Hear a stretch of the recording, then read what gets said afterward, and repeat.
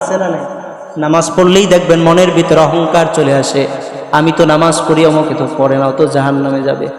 আমি তো অপরাধ করি না, অমুকে অপরাধ করে, মনে হয় সে তো আর জান্নাতে যেতে পারবে না। আমি আওয়াবিন করি, আমি ইশরাক করি, আমি মাওলানা, আমি খতিব, আমি বক্তা, আমার মতো আবেদ কেউ নাই। কিতাবের ভিতরে দেখলাম মানুষ 4-5টা জিনিস নিয়ে মারাত্মকভাবে অহংকার করে। এর ভিতরে একটা অহংকার হলো মানুষ ইলম নিয়ে অহংকার করে, আমার থেকে বড় জ্ঞানী আর কেউ নাই, আমার থেকে বড় আলেম, আমার থেকে বড় পণ্ডিত, আমার থেকে বড় জানলেওয়ালা মনে হয় জমিনের উপরে আর কেউ নেই, আমি সব জানি। মানুষ 2 নাম্বার অহংকার করে, তার বংশ নিয়ে মানুষ অহংকার করে, আমি অমুক বংশের মানুষ, চিনুনি আমারে, কথা যে বলো আমার সাথে সাবধানে বলবা, আমি কিন্তু অমুক বাড়ির অমুক বংশের ছেলে, সাবধান। এই বংশ নিয়ে মানুষ গৌরব করে, অহংকার করে। তৃতীয়ত, মানুষ টাকা পয়সা বেশি থাকলে মানুষের পরে মানুষকেই মানুষই মনে হয় না, কর্মচারীকে মনে হয় ও তো মানুষ। কুকুর মারলে আফসোস হয়, কিন্তু কর্মচারী মারলে একজন বড় লোকের আফসোস হয় না। কথা বুঝেন না? মানুষ টাকা পয়সা থাকলে অহংকারী হয়। এরপরে আর একটা অহংকারী হয় মানুষের ভিতরে যখন ক্ষমতার লোভ চলে আসে, চেয়ার পাওয়ার লোভ আসে, মানুষ ওই সময় নিম্ন শ্রেণীর মানুষকে আর মানুষ মনে করে না, মনে করে সবাই হলো হাবা আর আমি একজন মাত্র হলাম নেতা। এই 4-5টা যে বিষয় বললাম, ইলম নিয়ে, আমল নিয়ে, আপনার অর্থ সম্পদ নিয়ে, আপনার ক্ষমতা নিয়ে, বংশ গৌরব নিয়ে, 5টা বিষয় যে বললাম, এই 5টা বিষয়ের অহংকার আমাদেরকে প্রতিনিয়ত ধুকে ধুকে আমলগুলি নষ্ট করে দিতেছে। রাস্তা দিয়ে যায়, মানুষকে মানুষ মনে করে না। নবী বলেন, যেই ব্যক্তিটা আগে সালাম দেয় তুমি লিখে দিতে পারি সেই ব্যক্তির ভিতরে অহংকার নাই।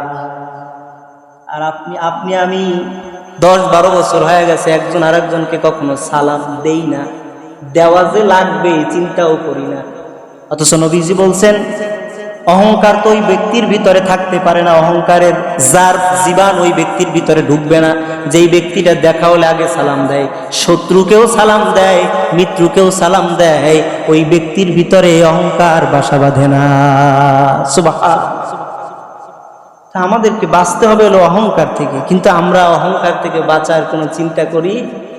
অহংকার করা যাবে না, বরঞ্চ আল্লাহ নবী বলেছেন, আল্লাহ রসুল বলেছেন, আল কিবরিয়া উরিদাই, অহংকার হলো আমি আল্লাহ তাআলার চাদর। এবার আপনি বলেন তো, আপনি গায়ে একটা চাদর দিয়ে আছেন, ওই চাদরটা ধরে যদি কেউ টান দেয় আপনার ভালো লাগবে না খারাপ লাগবে?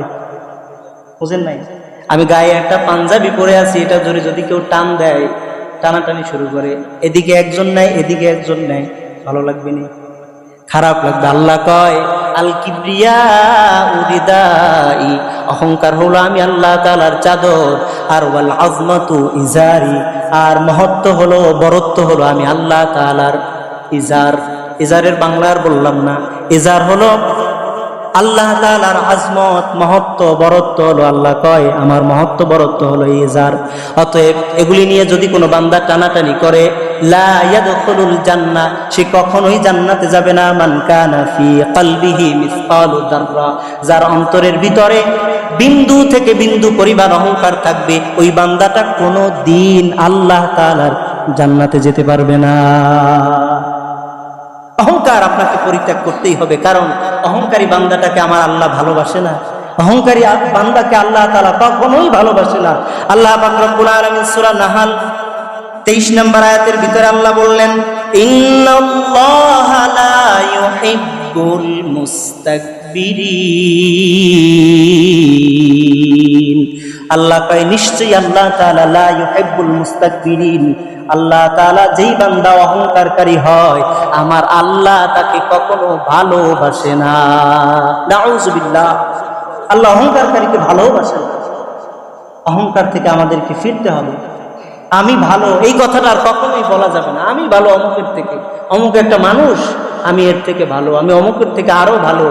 এই ভালো ভালো করতে করতে কোন সময় যে আপনি অহংকারের ভিতরে ঢুকে গেছেন, আর কখন যে আপনার আমলগুলি বরবাদ হইতেছে, কখন যে আপনি জাহান্নামী হয়ে যাইতেছেন, একটাবার কিন্তু আপনি আমি চিন্তাও করতে পারি। আপনি মনে করতেছেন যে আপনার থেকে নামাজি আর কি হয়, অমুকে নামাজ পড়ে তা শুদ্ধ হয় না, ভালো হয় না, আমার নামাজ ভালো, আমার চাল চল ভালো, আমি হালাল খাওয়ার চেষ্টা করি, এগুলি তো অহংকারের বিষয় না।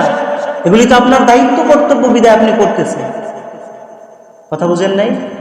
এগুলি তো আমাদের দায়িত্ব কর্তব্য বিধায় আমরা করতেছি। ফরজ নামাজ পড়া তো প্রত্যেকের কর্তব্য, এখানে বরত্বের কি আছে? কথা বুঝেন নাই? নফল নামাজ তো আপনার পাথেও, এখানে বরত্বের কি আছে? আপনি যাকাত দেন, এটা তো আপনার পাথেও, আপনার দিতে হবে, আপনার হক গরিব পাবে।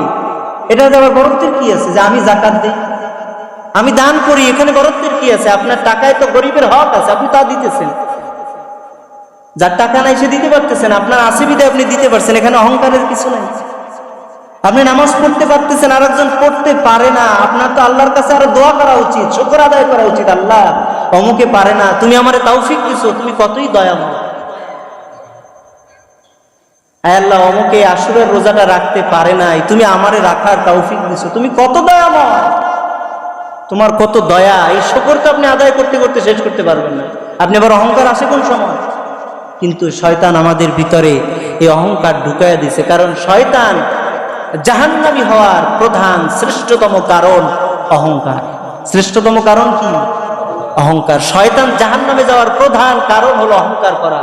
আর আপনি আমিও যদি জাহান্নামে যাই, আল্লাহ মাফ করুক, কাউকে আল্লাহ জাহান্নামে না দিক, আল্লাহ সবাইকে জান্নাতি হিসেবে কবুল করুক, করে না আমিন। কিন্তু আমরাও যদি জাহান্নামে যাই, এর মূল কারণ থাকবে এই অহংকার। অহংকার করা যাবে না, কোনো অবস্থাতেই করা যাবে না। মানুষকে আপনি মানুষ মনে করবেন না, এটা হয় না। আপনারও যেই দাম, ওনারও সেই একই দাম। মানুষ হিসেবে আল্লাহ কাউকে পার্থক্য করে আল্লাহ বিহীন। আল্লাহ নবী দোয়া করতেন, আল্লাহুম্মা জাআলনি ফি আইনি সাগীরা ওয়া ফি আয়ুনিন নাসি কাবীরা। নবীজি নিজে দোয়া করতেন, আল্লাহ